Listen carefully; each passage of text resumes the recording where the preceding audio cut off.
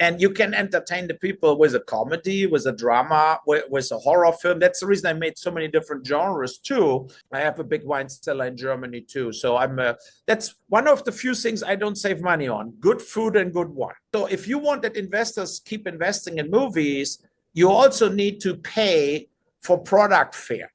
That was for the investors, I think 480% profit.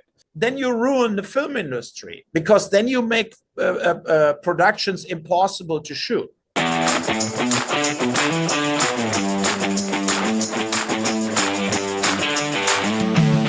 Welcome back to Daily Ovation. All this week, we are celebrating the American film market taking place here in November in Century City, California, Los Angeles. Today, we're with legendary filmmaker Uwe Boll. Uwe, thank you for joining us today.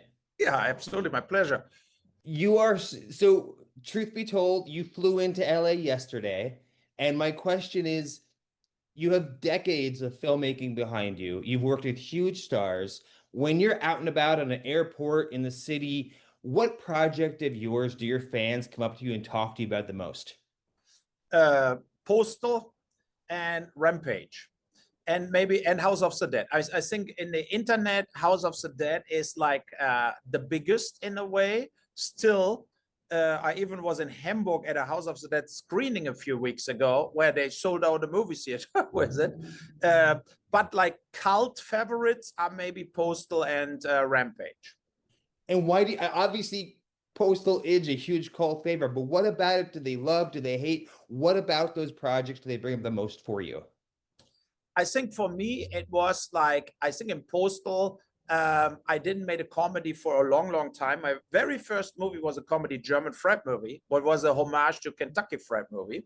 And then Postal, I felt is we break all taboos, right? So the idea is like, no race, no religion, no nations was my overall theme. Like, means nobody also should be like saved. Yeah, so we blow it all. And I had a lot of fun doing Postal. I'm very happy with the movie, and it really, still I get emails almost daily from people, oh my god, I love that movie so much. And I think Rampage is it's the opposite. Rampage is very ruthless, and it fits to the times we're in right now, even if it was shot like also 15 years ago, and they made a whole trilogy out of it, because of this kind of cynism. Like you follow a guy who has no empathy, who basically similar to now with the with the president. It's so absurd in a way, but you have this you kind of like him, even if he's a mass murderer. And I feel like this was on Rampage. It connected to the audience. And yeah, so it's funny because both movies didn't have these superstars like Jason Statham and In the Name of the King, or Ben Kingsley in Blood Rain, Michelle Rodriguez. So other movies I made, I think, had way more budget and also way more movie stars in it, but they were like not so loved like Postal or Rampage. Amazing. So to tell you a bit about our magazine, Daily Ovation, we cover a lot of food, fine dining, wine collecting. The reason we're covering AFM this week is a lot of our audience are higher net worth people who are curious about the behind the scenes of entertainment, curious about investment, curious about that. And why I bring that up is you have had an amazing career as far as finding interesting ways to independently finance your projects. So can you talk a little bit about how you financed, and when you have worked with private investors, what those experiences have been like and what they might learn from your experiences? Yeah, I had a lot of investors from Germany first, and then also international later. The thing with the video game based movies I did was that there were good deals. You had this worldwide distribution set up, you had stars, and you were not so high priced budget wise that you could lose only money. I mean, right now, I feel when you see the studios, they do a lot of the movies, you cannot recoup that money. If you spend 200 million, 300 million, and then you spend 100 million in advertising, it's like the steep way to make any money. And I think investors, for example, take House of the Dead, was 7 million to do, but it did 28 million on DVD alone, and it did 13 or 14 million in the box office, and then all the TV airings. So that was for the investors, I think 480% profit. You know, that's one of the reasons on my list is right now I want to do Return to Zombie Island with the same cast of House of the Dead, because I feel there's really money to make in horror right now, you know. And then if you have an established kind of franchise, then you can make also investors happy. And I feel like a lot of producers, when you read all that scandal articles about a lot of producers who swindle the money away and whatever, and I think that I made over like now 40 movies, is a sign that I take care of the investors and I put my own money also in, you know. So otherwise you could not continue over all that years making movies. So yeah. So we talked about years ago and what financing was like back then, and I know you have a coming movie coming out that's streaming. So it's what we went from the days of the DVD sales and different markets to the new days. So is investing today in your methods easier, harder, much harder? What's it like to get a movie made in your budget range today? I think when 2016, I did Rampage 3, and I said after it, I'm not making movies anymore. And then I focused on making a very good restaurant in Vancouver with good wine, and we had a wine club and everything, Bauhaus, like high-end German cuisine. And but then 2020, 2021, I felt, I want to make movies, but it shifted, because now the good thing, let's say the good thing, the bad thing is you don't have any more blockbuster video and stuff like this. That's bad, because I love Blu-rays and DVDs. But the good thing is you don't have to you can basically distribute your movie yourself worldwide. You know, on Amazon, Apple, Google Play, there's so many streamers where you can just, you are then responsible, of course, you do your own marketing for it, but you're not necessarily anymore you don't have to sign any deal a distributor gives you. You know, like that was like 10 years ago, you couldn't get a movie distributed if you don't made a deal with Lionsgate or whatever. And now you could do this alone and you get the majority of the revenues and you get it from the whole world. So, and not anymore only in like 10 territories or something. And so that's the good thing, that you have the possibility to get something out and people can watch it and pay for it. But in the market today, where everybody's online 24/7, it's of course harder to get the attention. So that's the reason I think you need products who get viral. You know, where not only you post about it as a film producer, but where people repost what you post, and people that it has like an avalanche effect, where people say, oh, did you watch that scene? Unbelievable. Or did you watch that clip? So you have to make a lot of also 15, 20 seconds clips you get out there on TikTok and Instagram and so on to get the attention. We will 100% be talking about the AFM projects in a second, but since you mentioned the restaurant, can you please pitch us on the restaurant, where it is, cuisine, wine? What's your favorite part of it? We had to close at COVID. Oh no! Yes, oh, I'm sorry. But we made the decision to move from Vancouver back to Germany, and you cannot have a restaurant when you're not there. So it's like it would, you lose money then. So, but we were at CNN, the number 6 in America, and it was a Michelin star chef, Stefan Hartmann from Berlin, was the chief cook, and we did like a tasting menu, but also German classics. Of course, the Wiener Schnitzel, or the, you know, the Sauerbraten, the roast beef roulade, the chicken fricassee. So it was in Gastown in Vancouver, in a very nice old brick building. No, I loved it, you know, but then COVID came and I wanted to go back to movies. And I felt Vancouver was a little boring at that point for me in my life. You know, I liked a little more culture in Europe. And so I felt, no, you know, now where we have to close for the shutdown, then let's wrap it up. You know, it was 5 years open. So I'm proud that I did it. But restaurant is like you shooting a movie every day. You know, it's like this kind of it never ends, you know. So it's like when you do a movie and is it in the can, you done.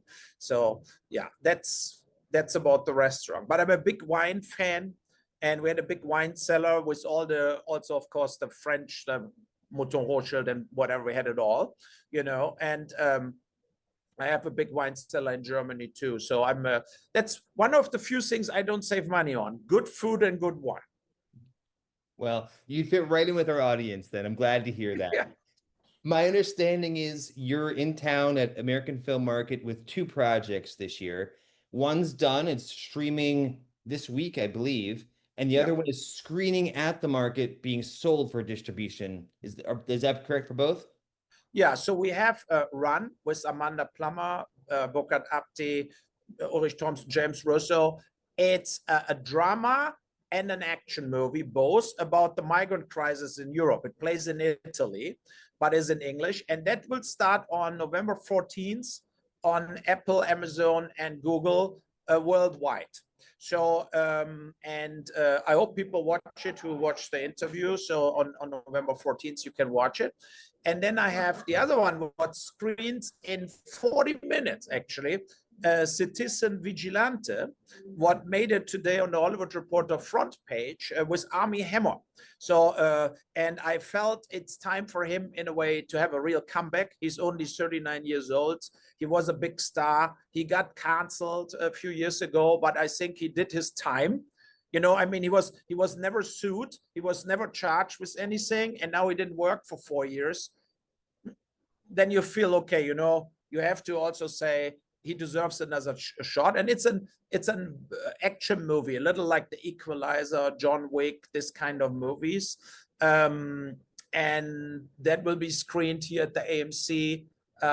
See, we were sitting on a balcony across this across the CAA, the agency. There will be a few agents coming too. And no, I'm very proud of the movie. And yeah, so, and we just wrapped in New York the shoot of First Shift 2 and 3.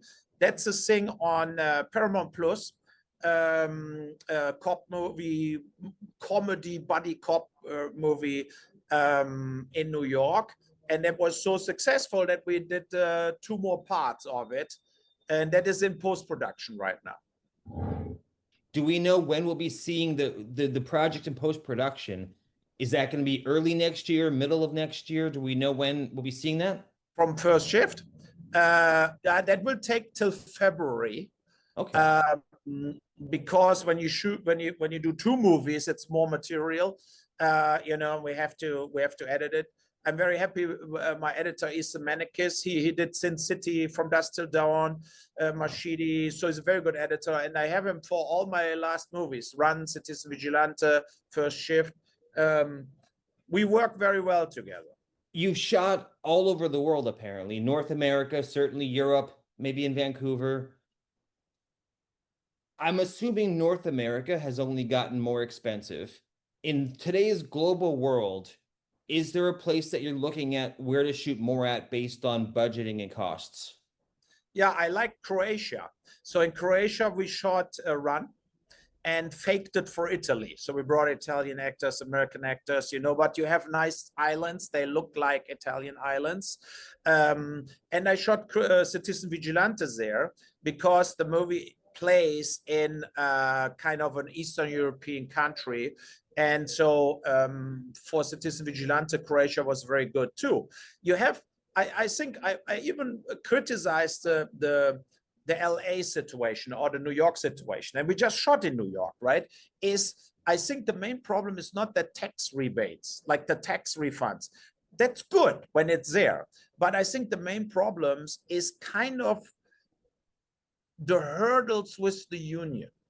So it's just tough. You cannot do this, you cannot do this. The limitations, instead of saying, look, just shoot the movie. Of course, nobody should get hurt or something, but so you have to have security and everything, but you cannot have like, oh, we cannot shoot this direction on the road because you don't have the permit for it. You can only shoot the other direction because you have the permit for it. That's absurd. Or you have in New York, as an example, they said you cannot have a drone shot anymore, only with one company who is approved. And you feel like, of course, that company charges an enormous amount of money because they are like a monopolist, right? So, and that's bullshit. Sorry, right? So as long you have a drone, let's say you have a drone, of course you cannot shoot a drone and go in the air traffic up or something. That's no question. But a normal drone shot is somebody like me here sitting on the balcony, and you have the drone flying up to me and flying a little higher, so you're not disturbing anybody. You don't do anything with the drone what could be dangerous. So why not? Every camera operator I know can fly a drone, like the little drone with the camera.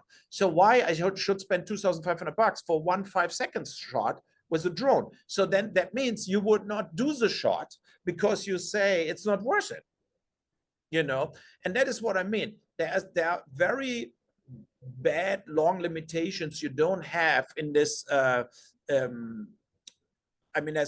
York and LA, of course, are extreme with it. If you go more like Kentucky or something, it's easier too. And but in other countries like Croatia, Romania, Bulgaria, there are no limitations in a way at all. It's not like, oh, you have to do this, you have to do this. As we're talking now, what we're learning is earlier in the conversation, we learned about how independently financed you are. You always find a way to make it happen. You are, I'm assuming on purpose, a very outspoken person and an outspoken filmmaker. So we have independent financing, fiercely independent, outspoken, controversial at times. When you're picking your stories, do any of those three matter? What matters to you when you're picking and telling a story? As far as which direction do you lean in? How does that happen? No, I think it's there are 2 points. The one is that something I'm interested in? Do I want to tell the story? But the bigger one is, for me, I want to entertain the people. And you can entertain the people with a comedy, with a drama, with a horror film. That's the reason I made so many different genres too. I'm not the video game director. I'm not the horror guy or whatever, because I do all the genres. And when I'm with Run, it was just like me as a German. I see Europe handles the migration situation wrong. That they just handle it wrong. Look in England, what's going on and stuff like this. It's too many migrants, and the society cannot handle it, and the financials are completely off the charts based on this. And I feel if you come in a foreign country, you should not like go on social welfare. You should work. So that's the thing. And that I have to say, in the US, a lot of migrants coming in and work. That's in Europe different.